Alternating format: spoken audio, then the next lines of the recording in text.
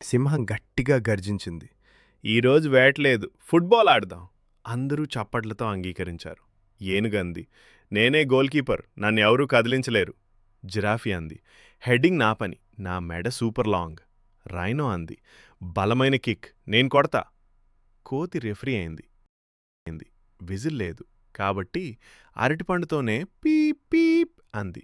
అందరూ నవ్వేశారు. అన్ని జంతువులు కొన్ని సెకండ్ల పాటు గట్టిగా నవ్వాయి. జీబ్రా బాల్ డ్రిబుల్ చేయడం మొదలుపెట్టింది. కానీ తన స్ట్రైప్స్ చూసి తనే గందరగోళం అయింది. తప్పు దిశలో పరిగెత్తింది. రైనో బలంగా కిక్కొట్టింది. బంతి రాకెట్లా వచ్చింది. ఏనుగు పొట్టుతో ఆపింది. కింద పడిపోయి డ్రమాటిక్గా నటించింది. ఇప్పుడు గండేడు మరింత కోపంగా పూర్తి శక్తితో కిక్కొట్టింది. భూమ్! బంతి చెట్లపైగా ఎగిరిపోయింది. ఆ బంతి నిద్రపోతున్న నీటి హిప్పో తలమీద పడింది. హిప్పో లేచి అరిచింది, ఎవరు నా నిద్రభంగం చేశారు? అందరూ ఒక్కసారిగా సైలెంట్. సింహం మెల్లగా అంది, ఇక నుంచి చిన్న బంతితో ఆడుదాం. అందరూ పెద్దగా నవ్వేశారు. అలా అడవి ఫుట్బాల్ మ్యాచ్ 5 నిమిషాల్లోనే ముగిసింది.